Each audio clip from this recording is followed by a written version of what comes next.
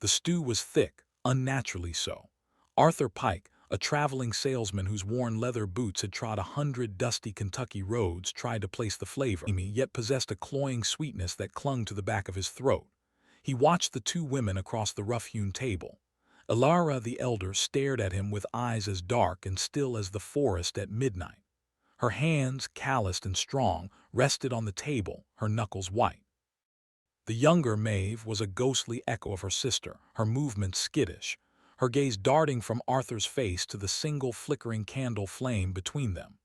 The air in the cabin was heavy with the scent of boiled herbs, wood smoke, and something else, something metallic and vaguely familiar, like a butcher's shop left uncleaned on a hot summer day.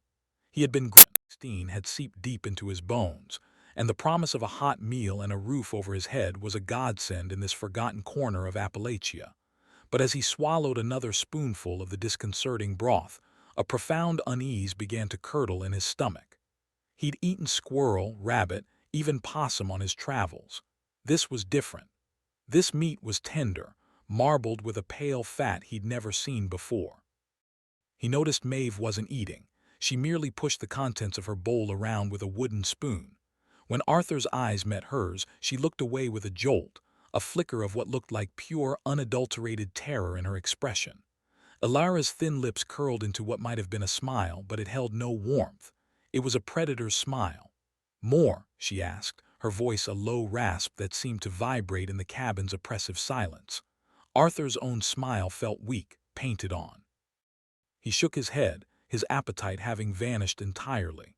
He glanced around the small, shadowy room, searching for a distraction, and his eyes fell upon a small pile of goods in the corner, his sample case of polished tinware and sturdy leather belts, and next to it, a familiar canvas satchel. It wasn't his. He recognized it instantly. It belonged to Silas Croft, another salesman he'd shared a drink with in the last town over. Silas had bragged about taking the shortcut through Briar Hollow. He was supposed to be in the next county by now. The horrifying realization began to dawn, cold and sharp as a shard of ice in his gut. The metallic smell, the strange meat, the missing salesman's bag. It was a tapestry of dread, and he was sitting at its very center. The year 1916 was a knot of contradictions, a time when the hum of progress in distant cities was but a faint whisper in the deep, shadowed hollows of eastern Kentucky. Here, nestled between ancient, slumbering hills, life moved to a rhythm dictated by the sun and the seasons, not by the factory whistle. The Great War was a rumor from across the ocean, a ghost story told in hushed tones around pot-bellied stoves. The real war was the daily one, fought against poverty, against the unforgiving terrain, and against the profound isolation that could press in on a soul until it warped. Briar Hollow wasn't a town, not really. It was a scattering of homesteads connected by little more than deer trails and shared hardship. In the heart of this seclusion, on a patch of land the sun seemed hesitant to touch, stood the Blackwood cabin. It was an old structure, built by a grandfather whose name was already fading from memory, its logs weathered to a silver gray, its chimney breathing a constant, lazy plume of smoke. This was the domain of Elara and Maeve Blackwood. The sisters were as much a part of the local folklore as the tales of phantom panthers and creek spirits. Their parents had succumbed to the influenza years prior, leaving them utterly alone, two solitary figures against a vast, indifferent wilderness. Elara, the elder by nearly a decade, was the rock. She was hard, pragmatic, with a gaze that seemed to see through pleasantries and into the soft, fearful parts of a person.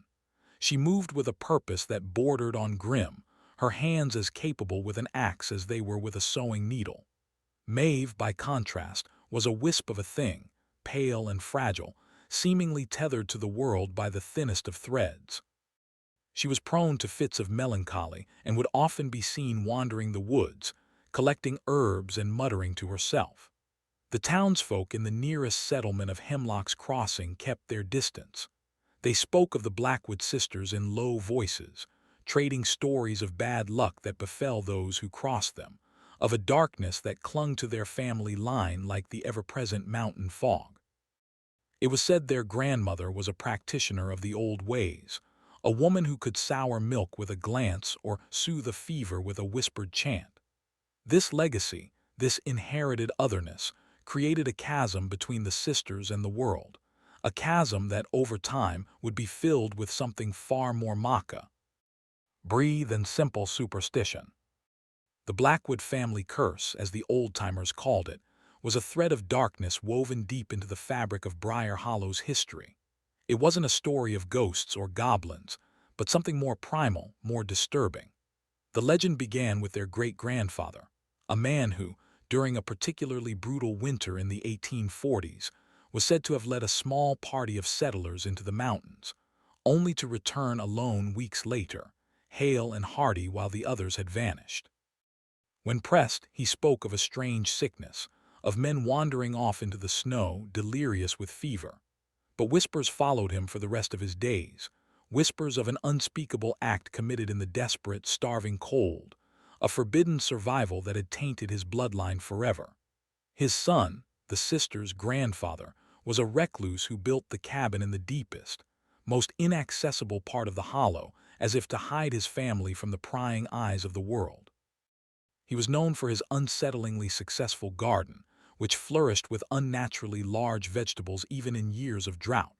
Locals claimed he fed the soil with things no God-fearing man would ever speak of. This ancestral shadow loomed large over Alara and Maeve. They were the last of their name, the final inheritors of this macabre legacy. For Alara, the stories were a shield. She cultivated the fear they inspired, wearing it like a thorny cloak that kept the world at bay. It gave her a semblance of power in a life that offered none. She saw the suspicion in the shopkeeper's eyes, the way mothers pulled their children closer when she passed, and it hardened her resolve. She would not be a victim. She and Maeve would survive no matter the cost. For Maeve, however, the curse was a crushing weight. She believed it. She felt the taint in her own veins, a coldness that had little to do with the mountain air. She saw omens in the flight of crows and heard voices in the rustling leaves, whispers of the horrifying hunger that had defined her family. She was haunted by the sins of her ancestors, terrified that the same malevolent seed of desperation lay dormant within her, waiting for the right conditions, a harsh winter, an empty pantry, to sprout into something monstrous. And as the autumn of 1916 deepened, bringing with it a biting wind and the threat of a long, lean winter, the conditions were becoming frighteningly perfect. The disappearances began subtly, like stones dropped into a deep, dark well. The first was a man named Jedediah Kane, a prospector who drifted into the region with a mule and a feverish dream of finding gold in the creeks of Briar Hollow. He was a loner, a man with no family to speak of, so when he stopped showing up in Hemlock's Crossing for his weekly supplies of salt pork and tobacco, few took notice.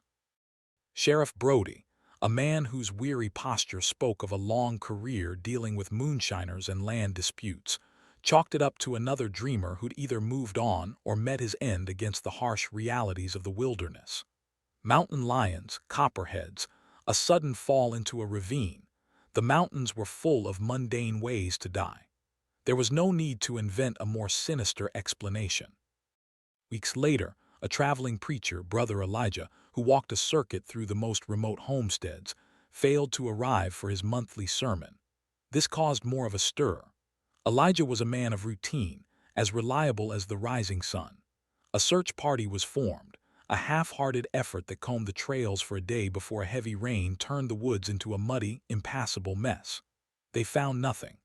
The consensus was that the old man had likely lost his footing trying to cross a swollen creek and been swept away.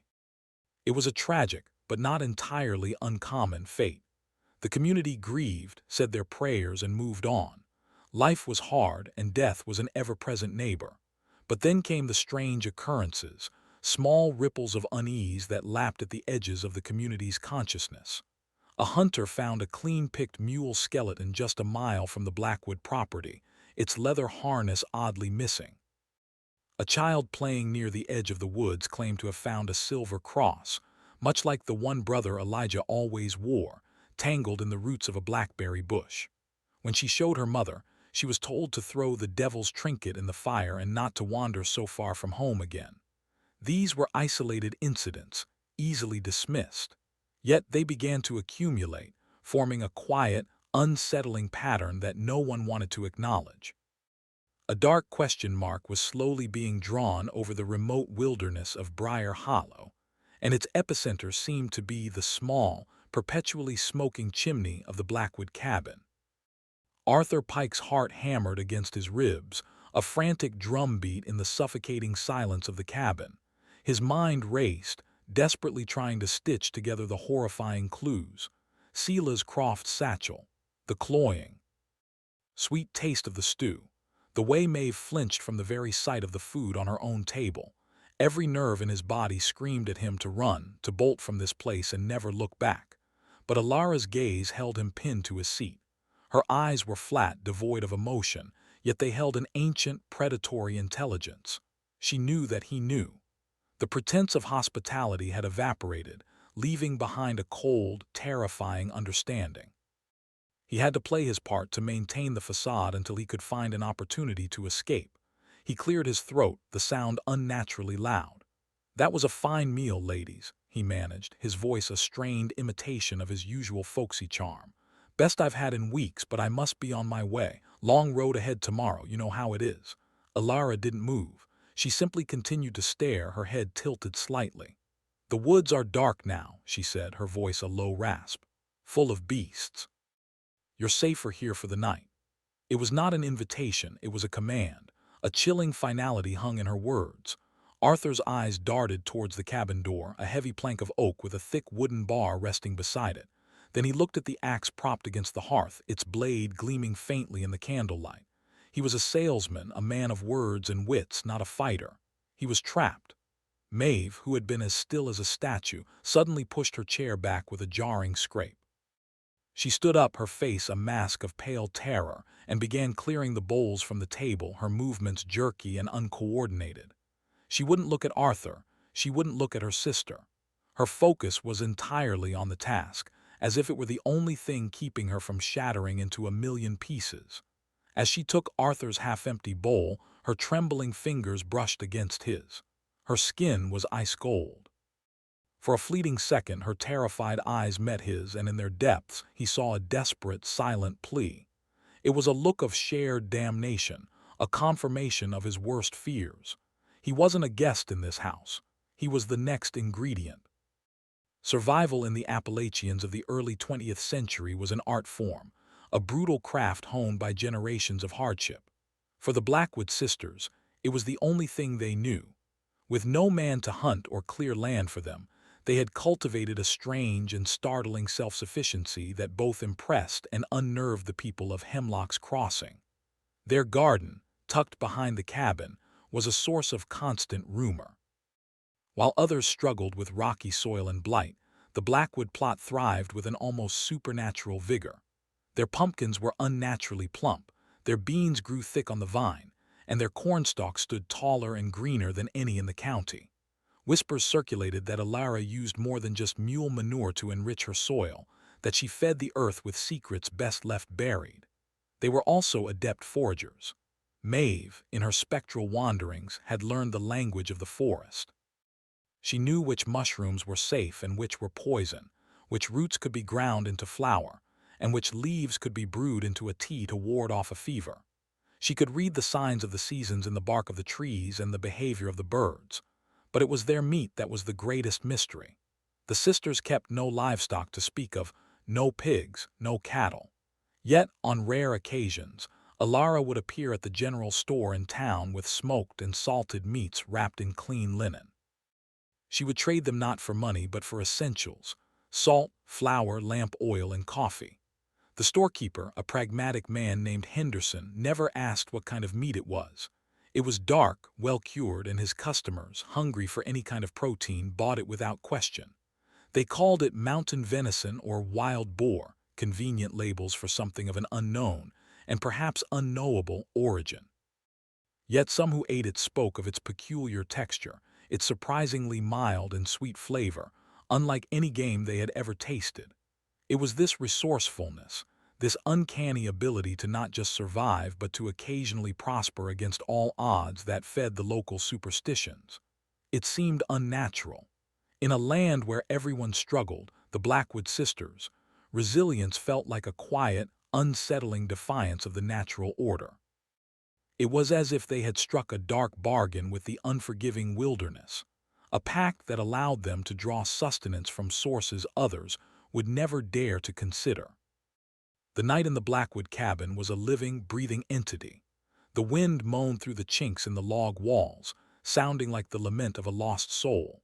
The fire in the hearth had died down to a bed of glowing embers, casting long, dancing shadows that twisted familiar shapes into monstrous forms. Arthur Pike lay on a thin straw pallet near the fire, feigning sleep, his body rigid with terror. Every creak of the floorboards, every skittering sound from the rafters, a fresh jolt of adrenaline through his veins. He listened to the breathing of the two sisters from the small loft above. Alara's was slow and steady, as even and untroubled as a sleeping snake, but Maeve's was ragged, punctuated by soft, whimpering sounds and the rustle of her thrashing on her own pallet. She was not asleep. She was trapped in a waking nightmare just as he was. An hour passed, then another.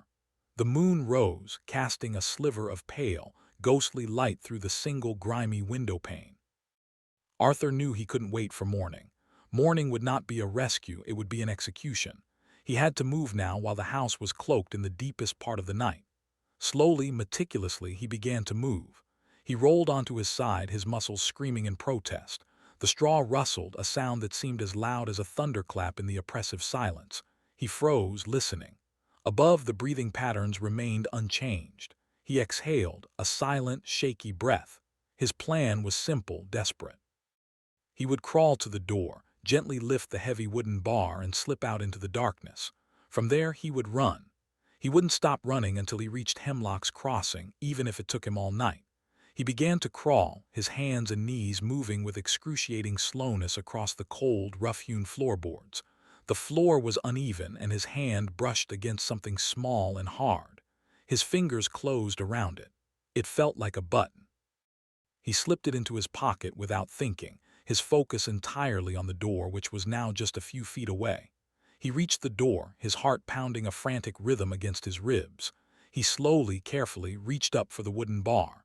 His fingers grazed the splintery wood, and then a floorboard creaked directly above him. Maeve's whimpering stopped. A profound and terrifying silence descended upon the cabin once more. He was no longer alone in the darkness. A voice, thin and trembling, cut through the silence from the loft above. "Don't." It was Maeve. The word was barely a whisper, yet it carried the weight of a gravestone. Arthur froze, his hand hovering inches from the wooden bar. He didn't dare breathe. He could hear her moving now, a slow, hesitant descent down the ladder from the loft. He remained crouched in the darkness, a cornered animal, every muscle coiled to spring. Her bare feet made a soft patter on the floorboards as she approached. He could smell her fear, a scent as sharp and metallic as fresh blood. She stopped just behind him. He could feel her presence, a cold spot in the already chilly room. "She'll hear you," Maeve whispered, her voice cracking. "The bar, it groans when you lift it. She'll be on you before you can take a single step." The simple, horrifying truth of her words settled over him. Alara was a light sleeper, he now realized. It was the sleep of a predator, always attuned to the slightest disturbance. His escape plan was a fool's errand. Defeated, he slowly lowered his hand. He turned to face Maeve, a pale specter in the faint moonlight. Her eyes were wide with a terror that seemed to have been etched there permanently. Tears streamed silently down her cheeks. "Why are you helping me?" Arthur breathed, his voice raw. "She's your sister." Maeve shook her head, a violent, jerky motion. "He was a good man," she choked out, her voice barely audible. "The preacher, he was kind. He sang hymns to me." The confession hung in the air, a testament to a small, extinguished kindness in a world of brutality. She was not a monster. She was a captive, a prisoner of her own blood, her own home. She was terrified of Alara, but a tiny, flickering ember of her conscience had not yet been stamped out. She pointed a trembling finger not towards the main door, but towards the back of the cabin, to a small, low opening covered by a stained burlap sack. "The root cellar," she whispered. "There's a loose board at the back. It leads under the smokehouse. From there you can get to the woods. It was a sliver of hope, a desperate, treacherous path to freedom. But as he looked from Maeve's terrified face to the dark, forbidding hole that represented his only chance of survival, a new dread took root. What horrors lay waiting for him in the darkness of that cellar? What secrets had been buried there beneath the floor of this macabre house? The history of Hemlock's Crossing was written in scarcity. It was a town born of necessity, a small outpost for loggers and miners scratching a living from the stubborn mountains. Its people were resilient, suspicious of outsiders, and deeply entwined in a web of shared folklore and faith. They were God-fearing, but their Christianity was blended with an older, wilder set of beliefs, superstitions carried over from the old countries, tales of witches, curses, and dark things that dwelled in the deepest parts of the woods. The Black family had always existed at the fringes of this society, an object of fear and a kind of morbid fascination. In a community where family and church were the twin pillars of life, the sisters' isolation was seen as a profound transgression. They attended no Sunday services, participated in no quilting bees, and offered no neighborly aid during hard times.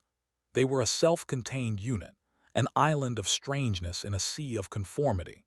Sheriff Brody was a man caught between the modern world and this ancient one. He wore a badge and carried a revolver, symbols of a state authority that felt distant and often irrelevant in these hills. He understood the mindset of his constituents. He knew that their fear of the Blackwood sisters was real, even if he believed it was rooted in ignorance and gossip. When reports of the vanished prospector and the preacher first surfaced, he had treated them as separate, unrelated tragedies. But as weeks turned into months, a third man went missing, a revenue agent from Frankfurt, a man whose disappearance would surely bring unwanted attention from the state capital. This was different. This was a problem that couldn't be dismissed as mountain luck. The agent, a man named Thomas Warren, was last seen heading towards Briar Hollow, asking questions about illegal moonshine stills. It was a dangerous job, and many assumed he'd run afoul of a bootlegger. Sheriff Brody led a more thorough search this time, his face grim. The search party combed the trails, the creeks, and the abandoned shacks. They found Warren's horse, still saddled, grazing peacefully in a clearing not 2 miles from the Blackwood property. But of the man himself there was no sign. He had vanished as if the forest had simply swallowed him whole. The pattern was now undeniable. 3 men, all strangers to the area, all last seen heading in the direction of Briar Hollow. The whispers in town grew louder, more insistent, and they all carried the same 2 names, Ilara and Maeve Blackwood. The folk tale was beginning to feel like a cold, hard fact. The root cellar was a descent into a cold, earthy grave. The air that rose to meet Arthur was thick with the smell of damp soil, rotting potatoes, and that same faint, coppery tang he'd noticed in the stew. It was a smell that now made his stomach heave. Maeve held the burlap sack aside, her hand shaking so violently he could hear the fabric rustle. "Go," she urged in a desperate hiss, "before she wakes." With a final, terrified glance towards the loft, Arthur lowered himself into the oppressive darkness. His feet touched the damp, packed earth floor. The cellar was small, a cramped, claustrophobic space. He could feel the oppressive weight of the cabin above him. He was now beneath the beast's den in its very foundations. He could hear nothing but the frantic thudding of his own heart and the sound of Maeve dropping the burlap sack back into place, plunging him into absolute blackness. He was blind. He fumbled in his pockets, his fingers searching for the small matchbox he always carried. He found it, his hands trembling as he struck a match. The sudden flare of light was blinding. In the flickering, sulphurous glow, the contents of the cellar were revealed. Shelves lined the dirt walls, holding dusty mason jars filled with preserved vegetables, beans, corn, and beets, their deep red color almost black in the unsteady light. Sacks of potatoes and onions were piled in one corner. It looked for a moment like an ordinary cellar, a place of prudent preparation for the coming winter. But the light of the match caught on something else. Hanging from the low ceiling rafters were several large cloth-wrapped bundles, tied securely with thick twine. They were roughly the size and shape of cured hams. One of the bundles was leaking a dark, viscous fluid that dripped slowly, methodically, onto a dark stain on the floor below. Drip, drip, drip. The sound was a maddening metronome counting down the last seconds of his life. As his match burned down, his eyes were drawn to a large wooden barrel in the far corner. The lid was askew. Curiosity, or perhaps a morbid need to understand the full scope of the horror he was in, compelled him forward. He lit another match and held it over the barrel.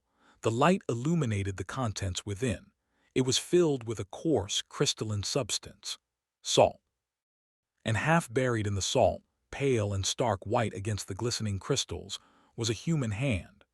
The stories that people tell about this era are often the ones that have been sanitized, made palatable for the history books. The truly disturbing tales, the forbidden histories, are buried deep.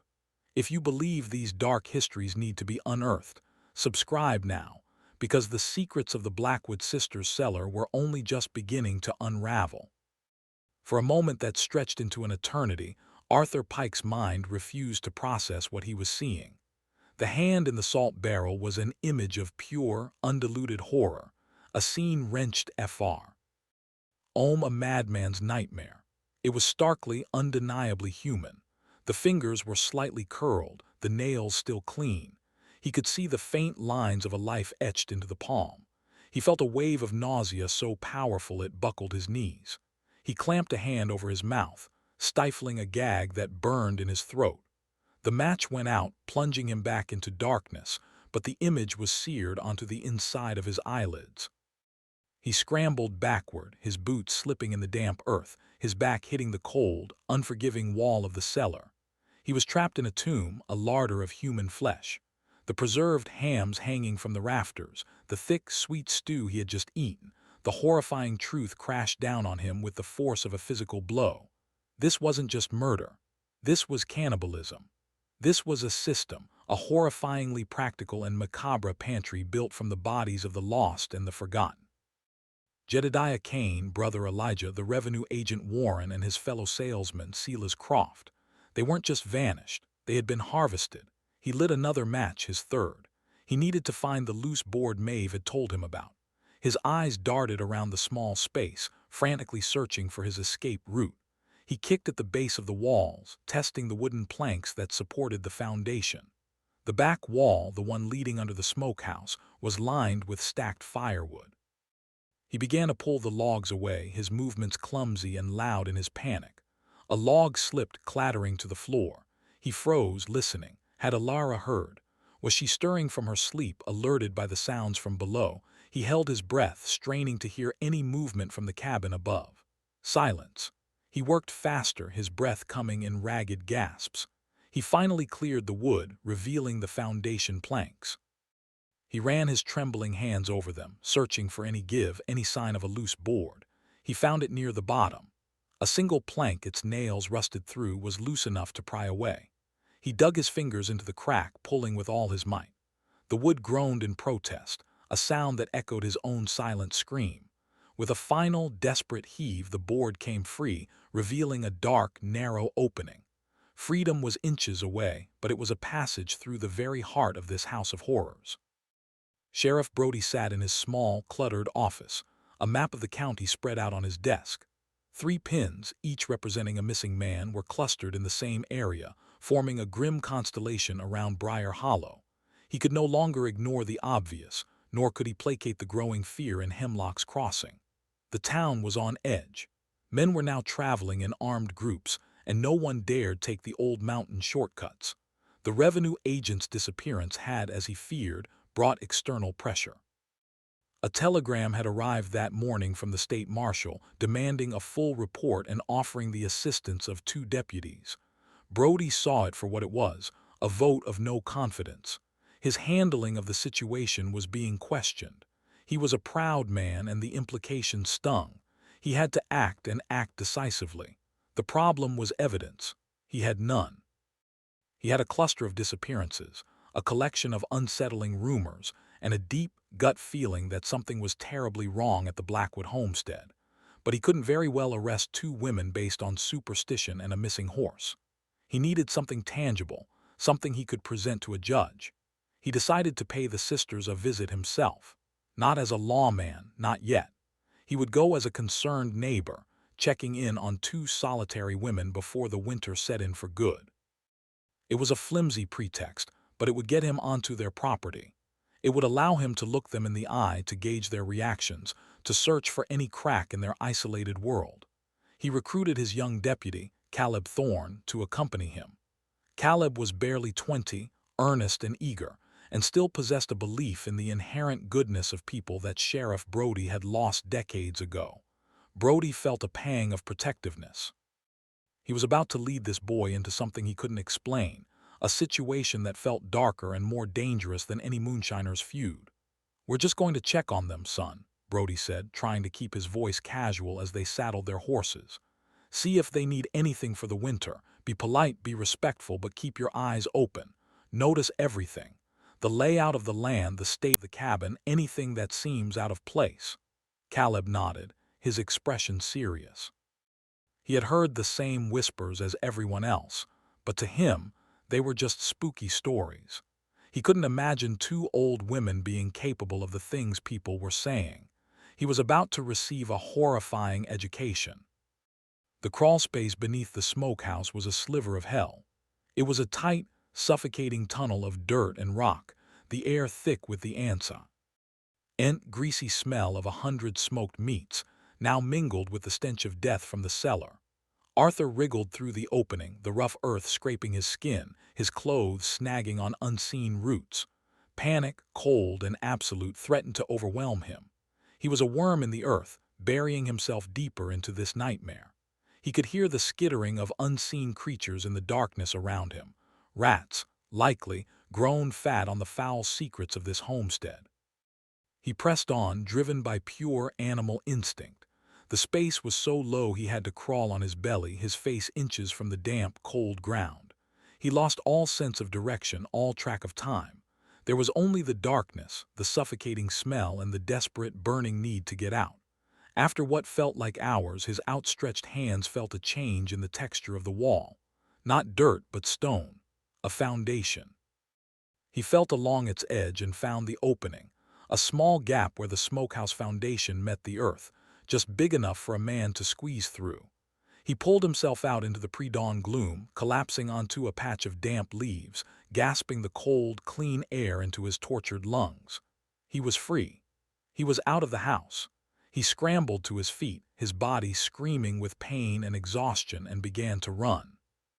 He crashed through the undergrowth, heedless of the branches that whipped at his face and tore at his clothes. He did not look back. He could feel the malevolent presence of the cabin behind him, a dark entity watching him from the trees. He ran with the image of the hand in the salt barrel burned into his mind, a fuel of pure terror that drove him onward. He ran until his lungs were on fire and his legs were rubber, and then he stumbled and ran some more. As the first gray light of dawn began to filter through the canopy of trees, he finally broke through the edge of the woods and saw the familiar shape of a dirt road. He had made it. He fell to his knees, sobbing with a mixture of relief and hysterical fear. In his pocket, his fingers closed around the small, hard object he had found on the cabin floor. He pulled it out. It was a small, ornate silver button, tarnished with grime. Etched into its surface was the insignia of the United States Revenue Service. Elara Blackwood stood at the cabin's single window, watching the spot where the forest had swallowed the salesman. She had been awake the entire time. She had heard the rustle of the straw pallet, the soft creak of the floorboards, the scrape of wood from the cellar. She had listened to it all from the loft, as still and silent as a spider sensing a tremor in its web. She had allowed it to happen. Letting him go was a calculated risk, a deviation from her rigid, brutal routine. But something had shifted. Maeve's complicity was wavering. Elara had seen it in her sister's eyes for weeks, a growing fragility, a conscience that was becoming a dangerous liability. She had heard Maeve's muffled sobs in the night, had seen her recoil from the meals Elara prepared. The incident with the preacher had broken something in her. Maeve's act of defiance, directing the salesman to the cellar, was a betrayal Elara could not ignore. But punishing Maeve would solve nothing. She needed her. Maeve was her hands in the forest, her knowledge of herbs and roots. More than that, she was the only other person in the world who shared her blood, her curse. So Alara made a different calculation. The salesman would run to the sheriff. He would babble a madman's story of horrors in a cellar. And who would they believe? A hysterical, fast-talking city man, or two simple, reclusive mountain women who kept to themselves? The men from town would come. They would search. But Alara was meticulous. She was a creature of brutal efficiency. By the time they arrived, there would be nothing to find. The cellar would be just a cellar. The smokehouse would hold nothing but salted pork she'd recently acquired in a trade for some of Maeve's potent herbal remedies. The salesman's story would be dismissed as a fevered dream, the ravings of a man lost in the woods, perhaps spooked by local folklore. It would, she hoped, put an end to the whispers, a definitive closing of the case. It would reinforce their reputation as strange but harmless, allowing them to fade back into the obscurity that was their greatest protection. She turned from the window and looked at the ladder to the loft, where Maeve was huddled, shivering with fear. "Get down here," Alara said, her voice calm, devoid of anger. It was that very calmness that was the most terrifying thing about her. "We have work to do. Company is coming." Sheriff Brody and Deputy Caleb Thorne rode in silence, the rhythmic clopping of their horses, hooves the only sound in the crisp autumn air. The trail to the Blackwood cabin grew narrower and more overgrown the deeper they went, the trees closing in around them, their branches interlocking overhead to form a dense shadow. Why canopy? It felt as if they were entering another world, a place governed by older, darker rules. The cabin appeared suddenly in a small clearing, looking almost like a natural feature of the landscape, its gray logs blending with the tree trunks, the smoke from its chimney rising straight and thin into the still air. A strange, unsettling tidiness surrounded the place. There was no clutter, no broken tools or piles of refuse that typically adorned such homesteads. Just the cabin, a meticulously kept garden, now mostly bare for the winter, and a small, sturdy-looking smokehouse. Alara was outside, splitting firewood with a fluid, powerful motion that belied her lean frame. She stopped as they approached, resting the axe head on the chopping block and watching them with her unnervingly direct gaze. She showed no surprise, no fear. "Sheriff," she said, her voice a low rasp. It was a statement, not a question. "To what do we owe the honor?" Brody dismounted, his movements slow and deliberate. "Just checking on folks before the first snow, Alara," he said, his tone amiable. "Making sure you and your sister are prepared for the winter." Alara's eyes flickered towards Caleb, who was still mounted, looking uncomfortable. "We provide for ourselves," she stated flatly. "Always have." At that moment, Maeve appeared in the cabin doorway, a pale, wraith-like figure framed in the shadows. She clutched a dish rag in her hands, wringing it over and over. When she saw the sheriff, she flinched, her eyes wide with what looked like panic. "Is something wrong?" Brody asked gently, his gaze shifting to Maeve. Maeve shook her head, but her eyes darted towards her sister, a quick, terrified glance that did not go unnoticed by the sheriff. Alara's expression remained unchanged, but Brody sensed a subtle shift in the tension, a tightening of the unseen cord that bound the two sisters together. "My sister is shy with strangers," Alara said, stepping between Brody and the cabin door, a subtle but clear act of obstruction. "We appreciate the concern, Sheriff, but as you can see, we're fine." The politeness of her words was completely undermined by the cold finality in her tone. It was a dismissal, a clear message that their presence was unwelcome. The air was thick with unspoken things, and Sheriff Brody's gut feeling was now a loud, insistent alarm bell.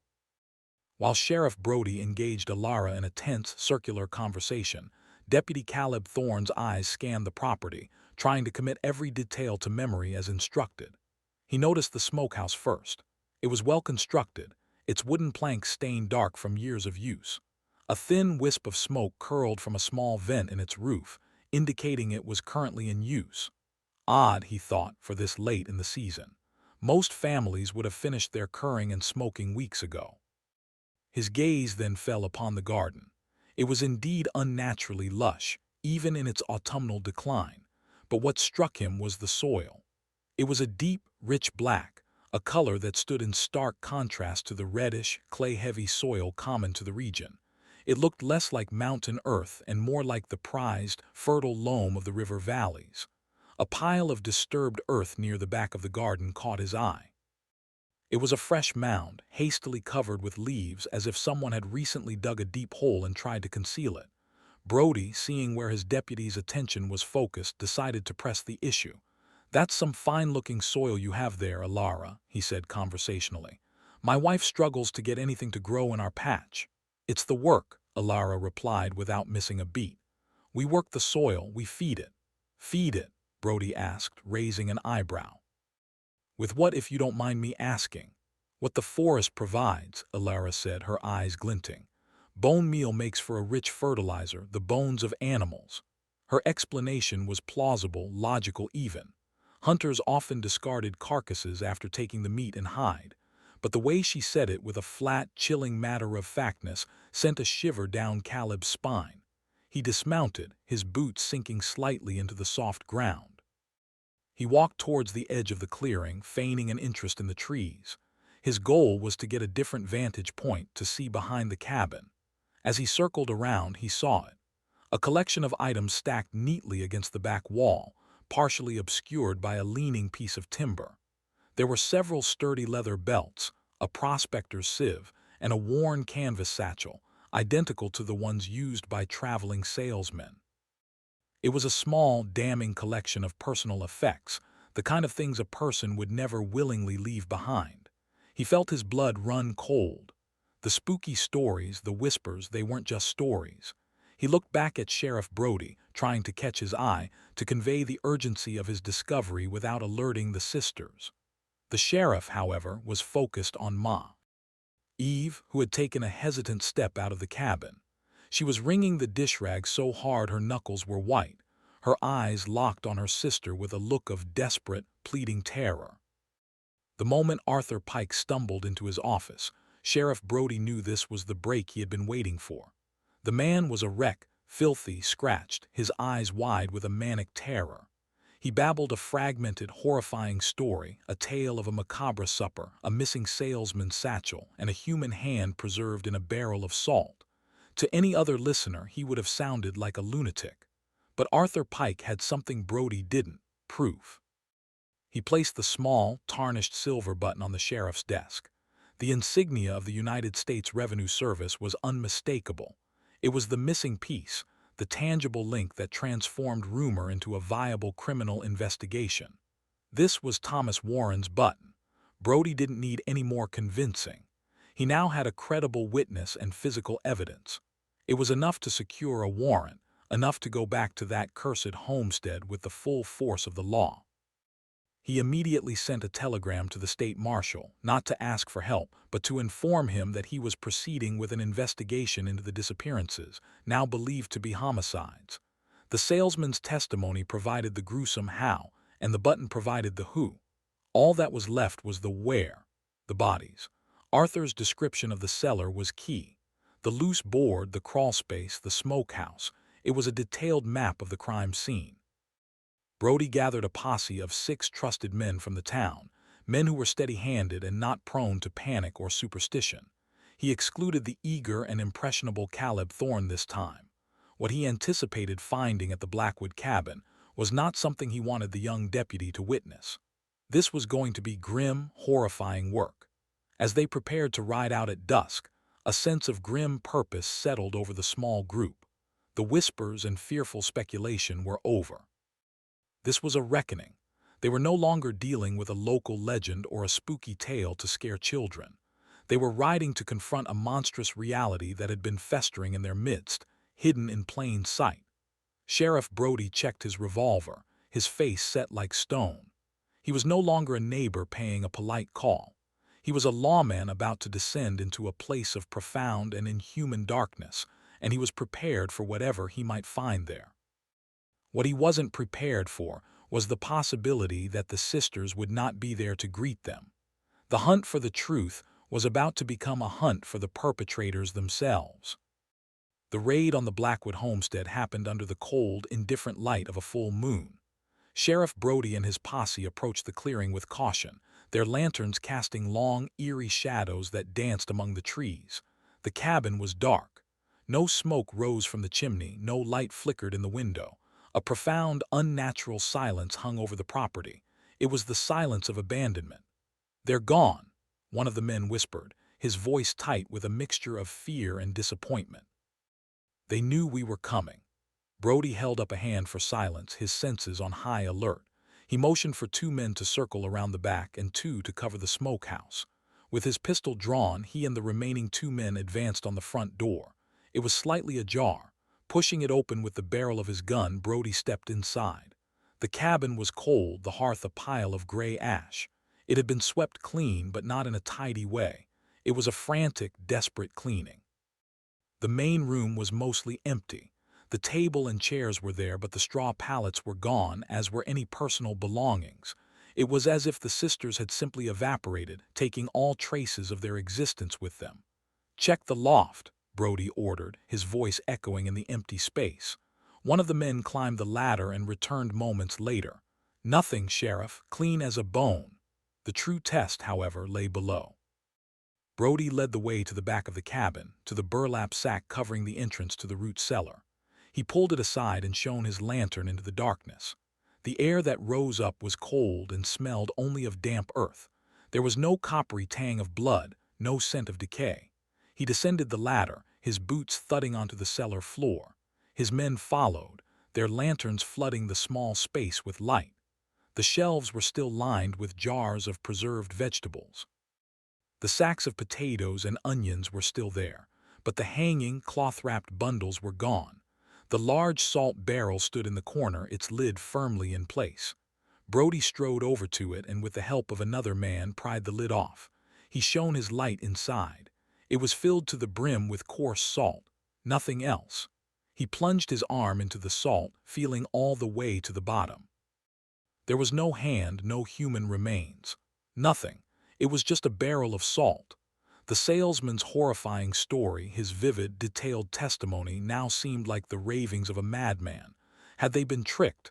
Had Arthur Pike fabricated the entire thing? Doubt, cold and unwelcome, began to creep into the sheriff's mind. Frustration and a gnawing sense of doubt settled over Sheriff Brody. He stood in the sterile emptiness of the Blackwood cellar, the salesman's frantic words echoing in his mind. Had he been duped? Had he led a posse of armed men on a wild goose chase based on the fevered dream of a terrified traveler? His reputation and, more importantly, justice for the missing men was on the line. "Sheriff, look at this," one of his men called out from the back of the cellar. He was kneeling by the foundation wall where Arthur Pike had described his escape. The pile of firewood had been neatly restacked, but the man had pulled it away again, revealing the wooden planks. One of the boards was indeed loose. It hadn't been a complete fabrication. Brody knelt beside him, examining the plank. He pulled it away, revealing the dark, narrow crawlspace. The air that wafted out was stagnant and earthy. It wasn't the damning evidence he'd hoped for, but it proved part of the salesman's story was true. "Let's check the smokehouse," Brody ordered, his resolve hardening. The posse emerged from the cellar and made their way to the small outbuilding. The door was not locked. Inside, the air was thick with the scent of hickory smoke. Several large sides of what looked like salted pork hung from the rafters, wrapped in clean white linen, identical to the bundles the salesman had described. One of his men, a farmer who had slaughtered his own hogs for 30 years, took down one of the bundles.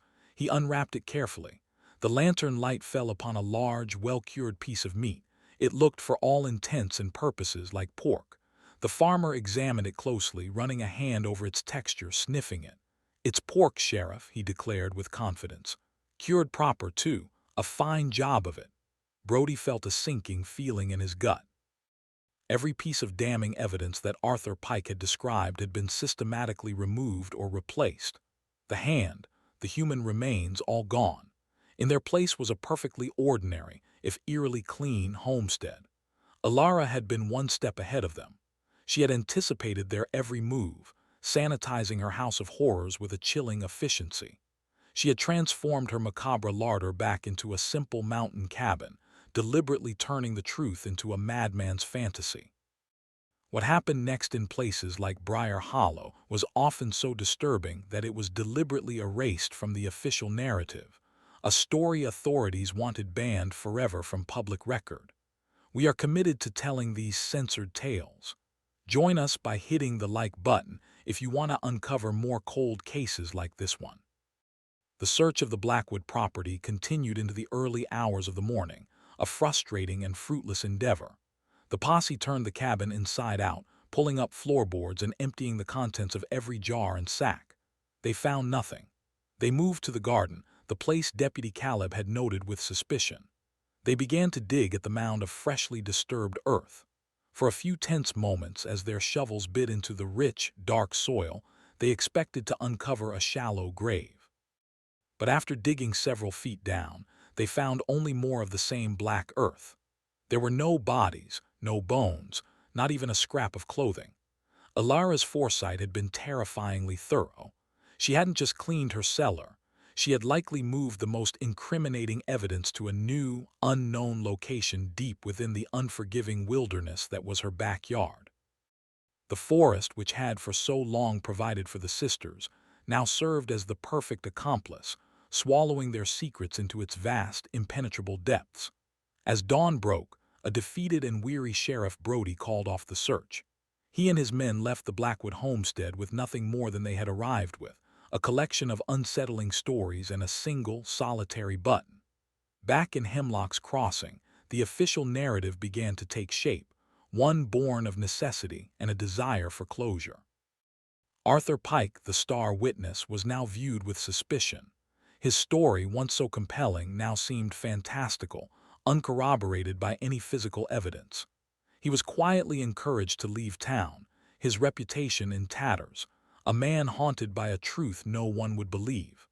The official report on the disappearances, penned by Sheriff Brody himself, was a work of calculated ambiguity. It listed the three missing men, Kane, brother Elijah, and Warren, and concluded that they had likely met with misfortune in the unforgiving terrain of the Appalachian Mountains. The Blackwood sisters were mentioned only as persons of interest who had abandoned T.'s property and whose current whereabouts are unknown. It was a neat, tidy conclusion that closed the cases, satisfied the state marshal, and allowed the town of Hemlock's Crossing to bury its fears under a thin layer of official paperwork. But no one was truly satisfied. A dark cloud of unanswered questions hung over the community. The sisters had vanished, but so had the men. The story was over, but it felt unresolved, leaving behind a lingering dread, a sense that the true, horrifying nature of what happened in Briar Hollow had not been vanquished, merely displaced. In the aftermath of the sisters' disappearance, the Blackwood cabin became a place of grim legend, a shunned and feared monument to the dark events that had transpired there. No one dared to claim the property. It was left to the mercy of the elements, a slow decay that mirrored the fading of the official story from memory. The door sagged on its hinges, the roof began to leak, and the forest began its patient work of reclaiming the small clearing. Yet the unofficial story, the one whispered around hearths and in the hushed corners of the general store, refused to die. It grew and mutated, taking on the quality of a particularly horrifying folktale. The sisters became something more than human in these retellings, demonic figures, witches who lured men to their doom, their cabin a gateway to hell itself. Travelers were warned to avoid the overgrown trail through Briar Hollow, and children were told that if they misbehaved, the Blackwood sisters would come for them in the night. The cabin itself became a subject of morbid dares among the town's foolhardy youth. A few brave souls claimed to have ventured inside, reporting a persistent, unnatural chill in the air, even on the hottest days, and a faint, sweet, rotting smell that seemed to emanate from the very walls.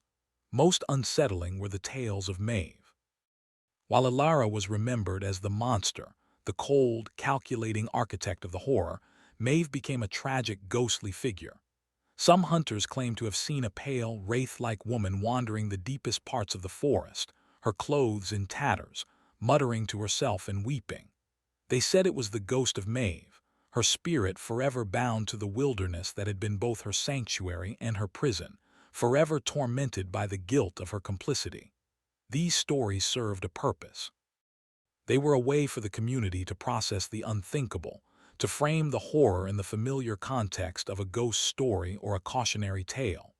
It was easier to believe in supernatural evil than to accept the terrifyingly mundane truth that the monsters had been their neighbors, two forgotten women pushed by desperation, madness, or perhaps an inherited darkness, to commit acts of unspeakable depravity.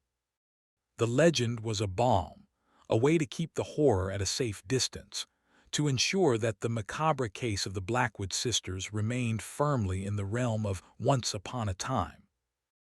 Years passed. The Great War came and went. The world changed, but the story of the Blackwood sisters remained, a stubborn, dark stain on the history of Hemlock's Crossing. Sheriff Brody retired, a man forever haunted by the one case he could never truly solve. Young Caleb Thorne took his place, a more cynical and world-weary man than the earnest boy who had visited the Blackwood cabin all those years ago. The cabin itself was now a crumbling ruin, its roof caved in, its walls surrendering to a thick blanket of ivy. One spring, a pair of timber surveyors working deep in the national forest, miles from any known trail and far from the ruins of the Blackwood homestead, made a grim discovery. They were charting a remote rocky ridge when they found a small, hidden cave, its entrance obscured by a thicket of rhododendron. The air near the cave was still and cold, and carried a faint, unpleasant odor. Curiosity piqued, they ventured inside. The cave was shallow, little more than a deep rock shelter. In the back they found a collection of old, rotting canvas sacks. When they tore one open, a cascade of brittle, yellowed bones spilled out onto the cave floor. They had stumbled upon the sisters' hidden pantry. The state police were called in. A forensic investigator from Frankfurt, a man of science and skepticism, was dispatched to the scene. The contents of the sacks were carefully collected and examined. The analysis confirmed what the local legends had always claimed. The remains of at least 4 different individuals were identified. Among the bones were a prospector's pick, the remnants of a leather-bound Bible, and a tarnished silver flask engraved with the initials SC, Silas Croft. The discovery officially reopened the cold case, but it provided few real answers. It confirmed the what but offered no new clues as to the who or why. Where had the sisters gone? Had they simply moved on to another remote area to continue their horrifying practices? Or had the wilderness had been their hunting ground ultimately claimed them as well? The discovery in the cave did little to quell the local folklore. In fact, it amplified it. The scientific confirmation of the murders only seemed to validate the more supernatural elements of the story. The sisters were no longer just killers. They were cunning, almost mythical figures who had outsmarted the law and vanished into thin air, leaving behind nothing but a cave full of bones and a legacy of pure dread. The true horror of the Blackwood sisters lies not just in the act of cannibalism, but in the chilling pragmatism behind it. To understand their mindset, one must understand the world they inhabited. Theirs was a life of profound scarcity, a constant, grinding battle for survival. In the isolated hollows of Appalachia in 1916, the line between life and death was razor-thin, and the rules of civilized society often felt like a distant luxury. For Alara, the world was a simple, brutal equation. It was divided into predators and prey. From her perspective, the men who passed through their land were not people, they were resources. They were transient figures, prospectors, salesmen, preachers, with no local ties, men whose disappearance would cause little stir. They were, in the most horrifyingly practical sense, a source of sustenance that walked right to their door. It was a macabre form of hunting, a perversion of the natural order.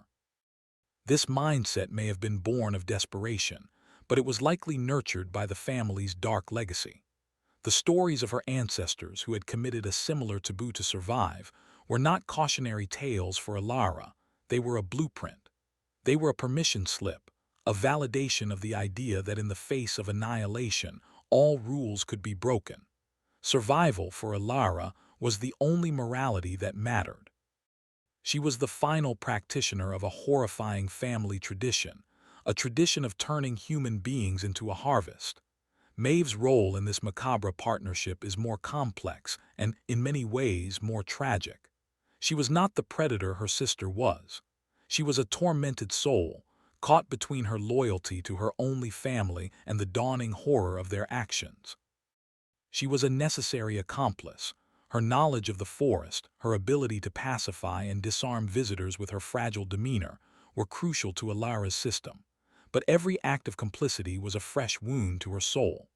The kindness of the preacher, the terror in the salesman's eyes, these moments chipped away at her resolve, fueling a guilt that likely drove her to the brink of madness. She was both a perpetrator and a victim, a prisoner in a horror story scripted by her own sister. Her eventual act of defiance, her whispered warning to Arthur Pike, was not just an attempt to save him.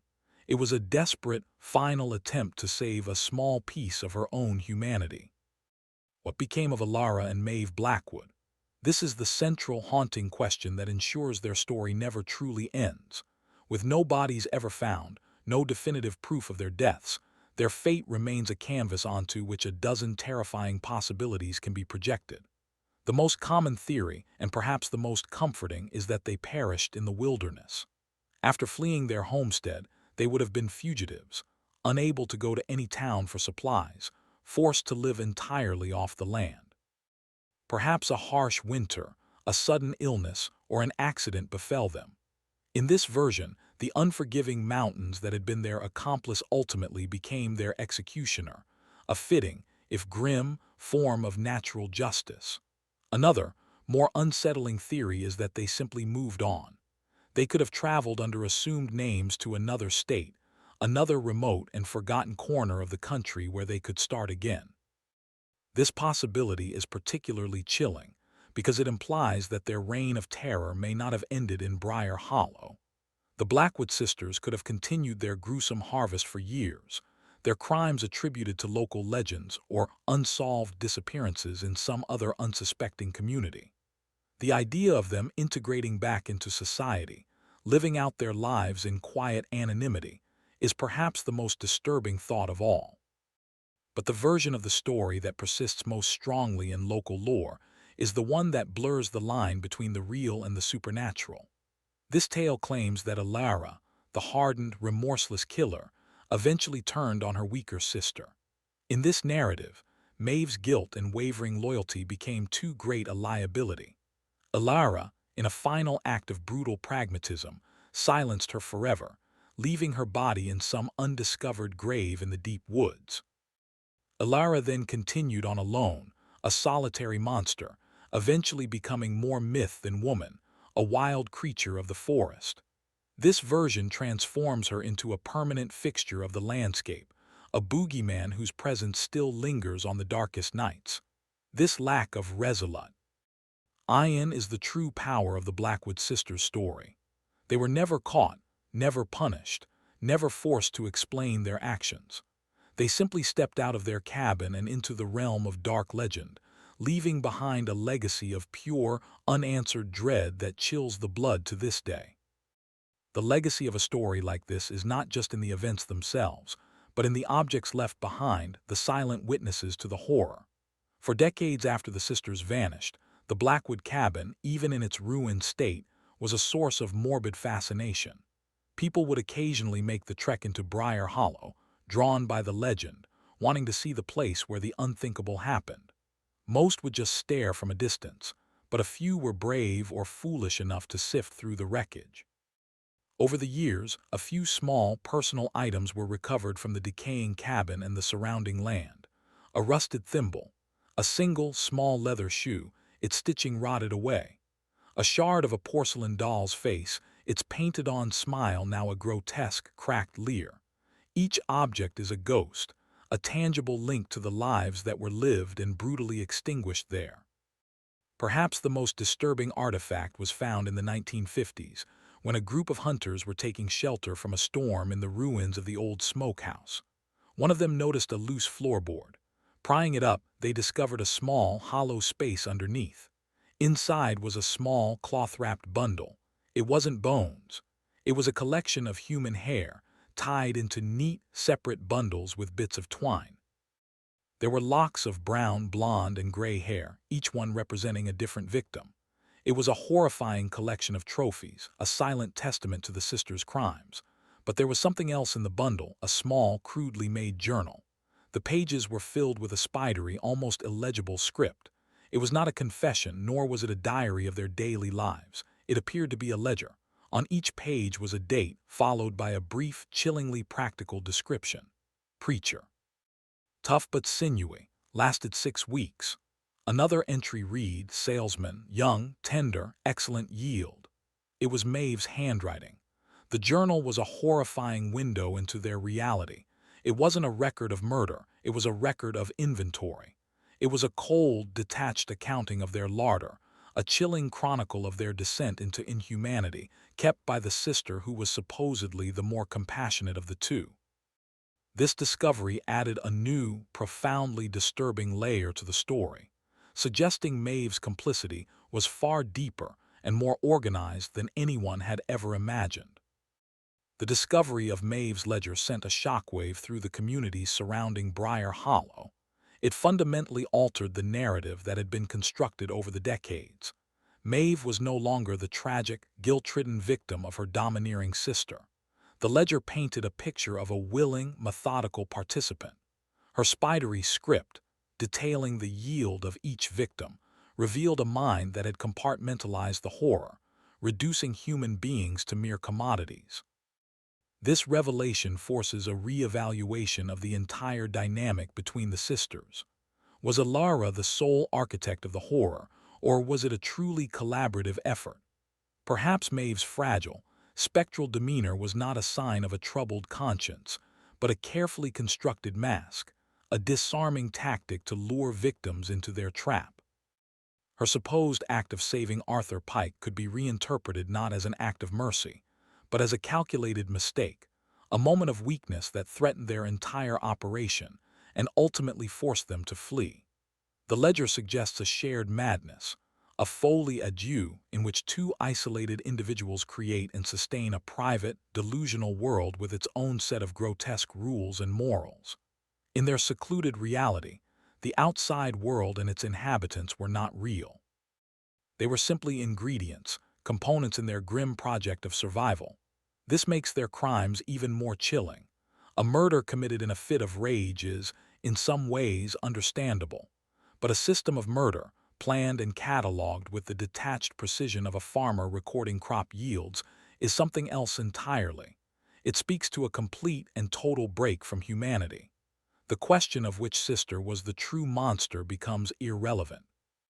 They were two halves of a single, monstrous entity. Alara was the strength, the pragmatism, the axe. Maeve was the cunning, the record-keeper, the lure. Together, they formed a perfectly efficient, horrifyingly symbiotic killing machine, a testament to the fact that the most terrifying darkness can arise not from a single evil mind, but from a shared, nurturing, and codependent relationship built on a foundation of unspeakable secrets. The macabre case of the Blackwood sisters has had a lasting impact on the collective psyche of the region. It has become more than just a historical event. It is a piece of cultural DNA, a modern folktale that serves as a stark reminder of the darkness that can lurk just beyond the edges of civilization. The story is a cautionary tale, but what it warns against is not just the danger of strangers or the perils of the wilderness. It is a warning about the corrosive effects of isolation, poverty, and the festering of old wounds. The sisters were a product of their environment, their evil cultivated in the fertile soil of seclusion and hardship. The story has also left a physical and psychological scar on the landscape itself. Briar Hollow is now a name spoken with a shiver. The land is considered tainted, cursed. No one has attempted to settle there since the sisters vanished. The forest has completely reclaimed the clearing, and the last remnants of the cabin have been swallowed by the earth. It is as if nature itself is trying to bury the memory of what happened there. Yet the story refuses to be buried. It lives on in books, in articles, and now in the digital ether.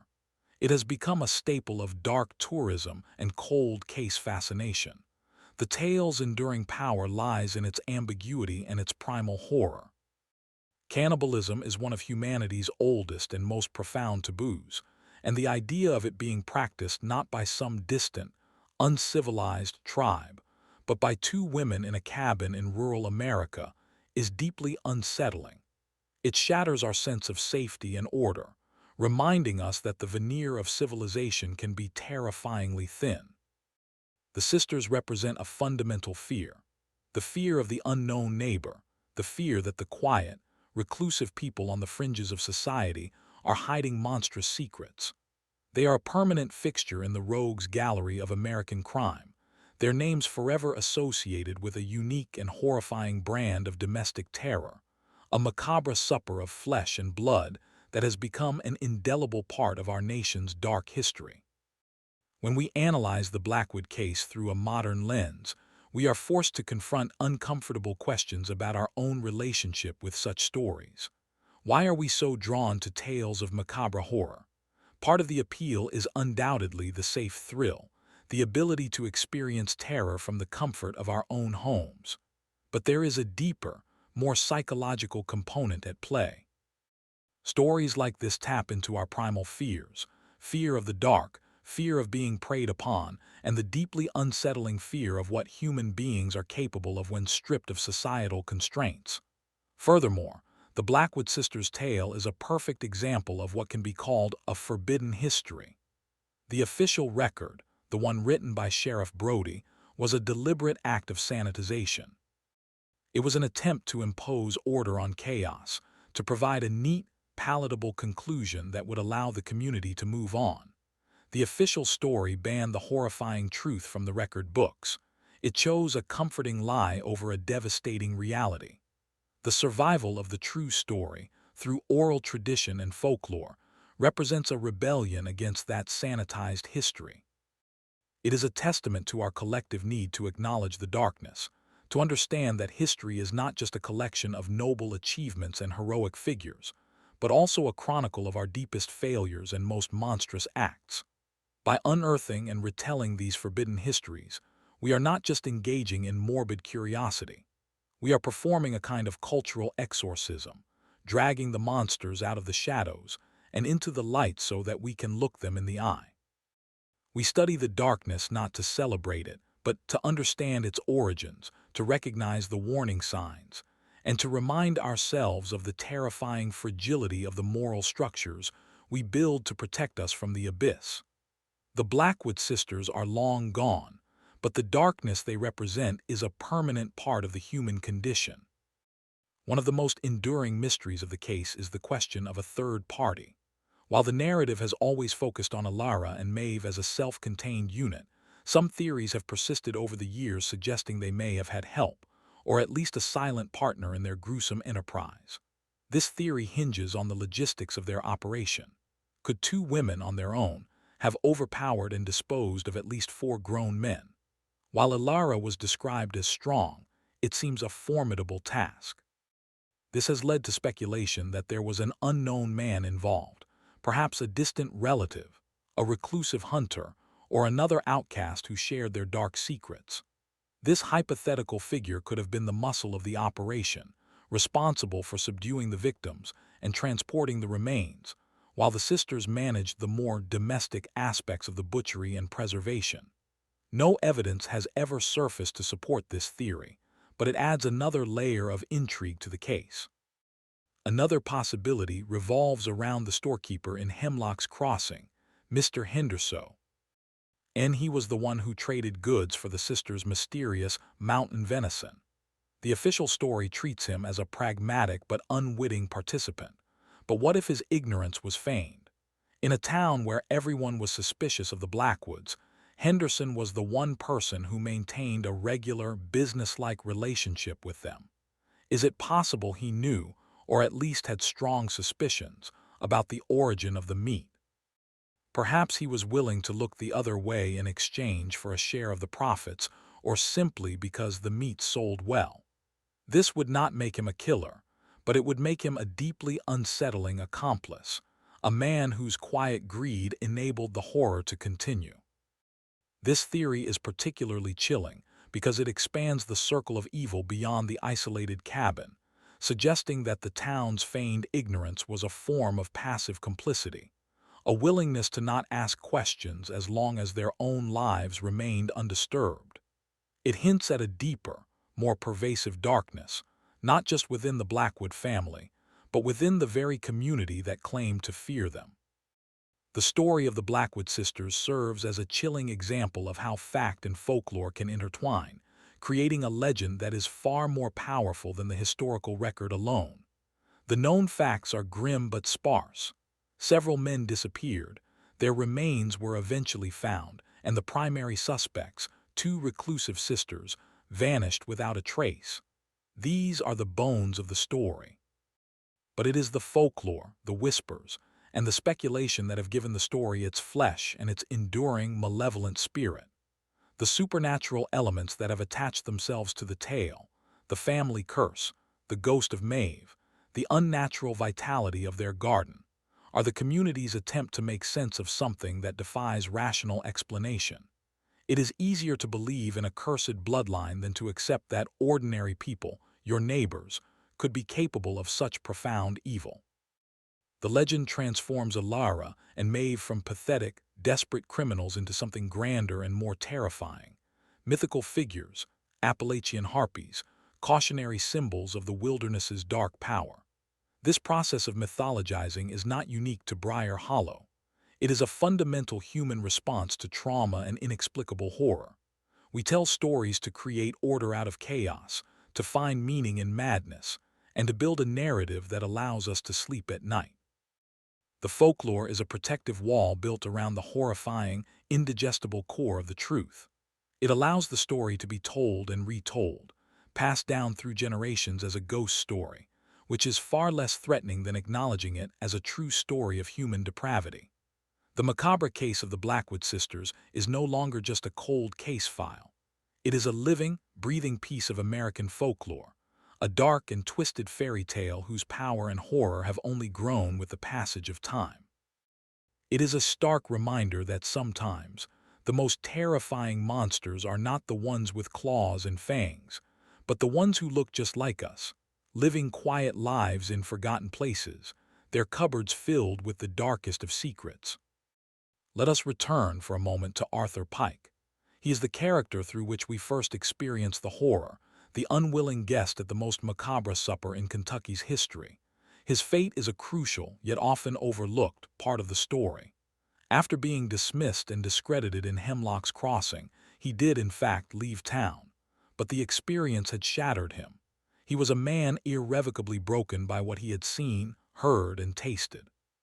He gave up his life as a traveling salesman, unable to bear the solitude of the open road or the forced pleasantries of knocking on strangers' doors. Who knew what horrors lay behind any given door? He was plagued by nightmares, haunted by the vacant stare of Alara and the terrified eyes of Maeve. He suffered from a profound and lasting paranoia, reportedly unable to eat meat of any kind for the rest of his life. He would often be seen muttering to himself, and he was eventually committed to a state asylum, where he lived out the remainder of his days. His official diagnosis was paranoid schizophrenia, but those who knew his story understood that he was not insane. He was a man driven mad by the truth. He was a prophet whose warnings were ignored, a Cassandra figure doomed to see the horror but never to be believed. His tragic end serves as a final, bitter postscript to the Blackwood case. It is a testament to the fact that evil does not just destroy its immediate victims, it sends out ripples that damage and destroy the lives of those who witness it. Arthur Pike survived the night in the cabin, but in a very real sense, he never truly escaped.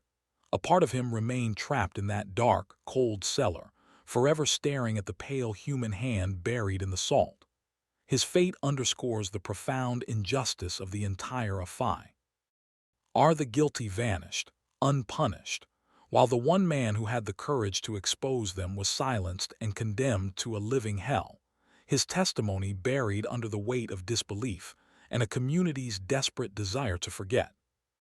In the end, the Blackwood sisters' cabin represents a wound on the landscape, a place where the veil between the natural world and human depravity was torn asunder. The garden, nourished by the dead, is a particularly potent and disturbing symbol. It is a perversion of the life-giving process, a place where death was transformed into a grotesque form of sustenance. The unnaturally vibrant plants, thriving on the remains of the sisters' victims, are a metaphor for the crime itself, a monstrous secret flourishing in plain sight, hidden beneath a veneer of normalcy. This act of feeding the earth with human remains is a recurring motif in dark folklore, a taboo that strikes at the very heart of our relationship with the land. The earth is meant to be a final, sacred resting place, not a compost pile for murder victims.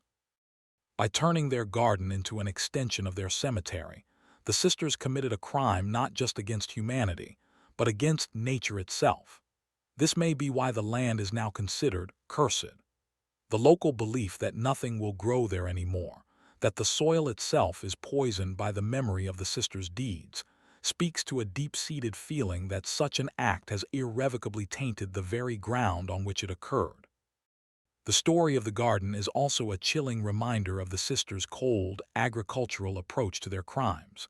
They were, in the most literal sense, harvesting human beings. They planted them in the earth, reaped the benefits in their unnaturally large vegetables, and consumed the grim harvest. It is a closed, horrifyingly self-sustaining ecosystem of death. The cabin, the cellar, the smokehouse, and the garden were not just a home. They were a factory farm of horror, a place where the line between agriculture and atrocity was completely erased. The rich, black soil that Deputy Caleb found so suspicious was the story's most damning and overlooked clue, a silent testament to the unspeakable nourishment it had received. The psychological landscape of Briar Hollow in 1916 is the key to understanding how the Blackwood sisters were able to operate for so long without being caught. It was a community bound by a code of minding one's own business, a code born of necessity in a place where self-reliance was paramount, and the law was a distant, abstract concept.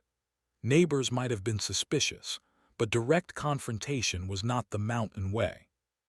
Meddling in another family's affairs could lead to feuds that lasted for generations. This culture of non-interference created the perfect environment for the sisters' secrets to fester. Furthermore, the very folklore that made the sisters feared also served to protect them.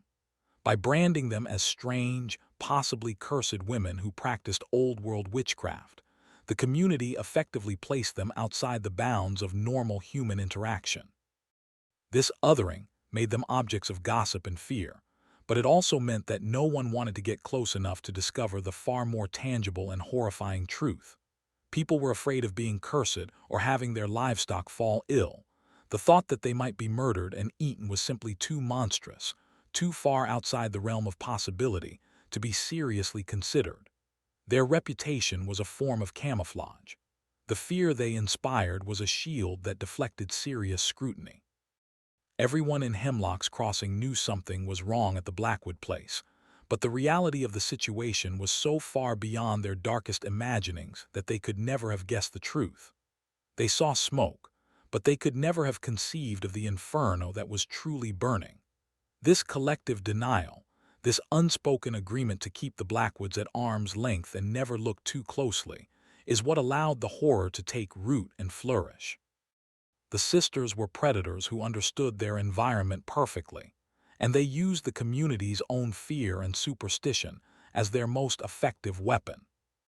In recent years, the Blackwood sisters have found a new life on the internet, their story becoming a viral piece of modern folklore, a staple of true crime podcasts and dark history forums. Stripped of its historical and geographical context, the tale functions as a pure, distilled nightmare. Digital storytellers often embellish the facts, leaning into the supernatural elements, making Alara a more demonic figure and Maeve a more tragic one. The number of victims grows with each retelling. The gruesome details of the butchery become more explicit. In this new form, the story serves a different purpose. It is no longer a specific cautionary tale for a small Appalachian community, but a universal horror story for a global audience. The names Ilara and Maeve have become synonymous with a uniquely American brand of Gothic horror. Yet, this digital revival raises an important question. What is lost when a story like this becomes a piece of internet lore? Divorced from the gritty reality of 1916 Kentucky, the poverty, the isolation, the specific cultural context, the story risks becoming just another spooky tale, its victims reduced to faceless props in a horror show. The real people who vanished, Jedediah Kane, brother Elijah Thomas Warren, Silas Croft, fade into the background, their humanity overshadowed by the monstrous legend of their killers. It is crucial to remember that this is not just a story. It is a cold case, a chronicle of real lives brutally cut short. The horror of the Blackwood sisters is not that they were mythical monsters or supernatural witches. The horror is that they were human beings, and they did something utterly, unforgivably inhuman.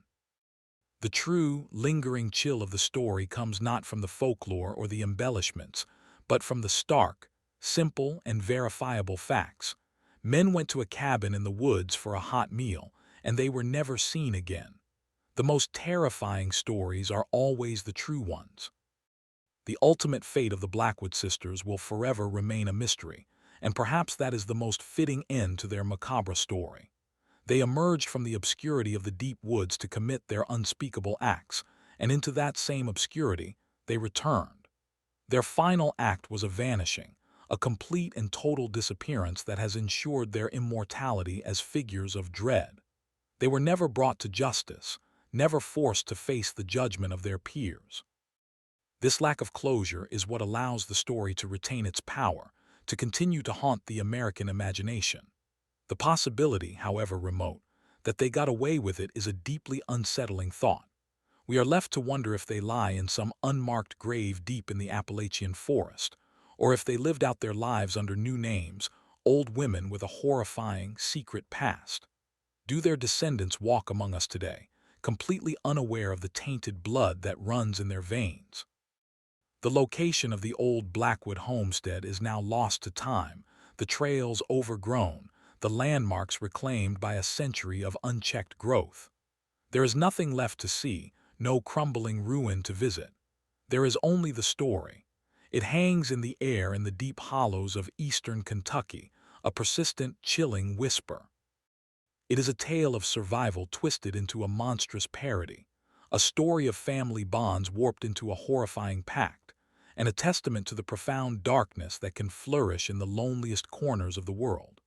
The next time you find yourself on a quiet country road, and you see the faint plume of smoke rising from a solitary chimney in the distance, you might find yourself thinking of Ilara and Maeve and the terrible supper they served. For the true curse of the Blackwood sisters is not one of ancient witchcraft or family bloodlines. It is the simple, horrifying knowledge of what they did, a knowledge that, once learned, can never be forgotten.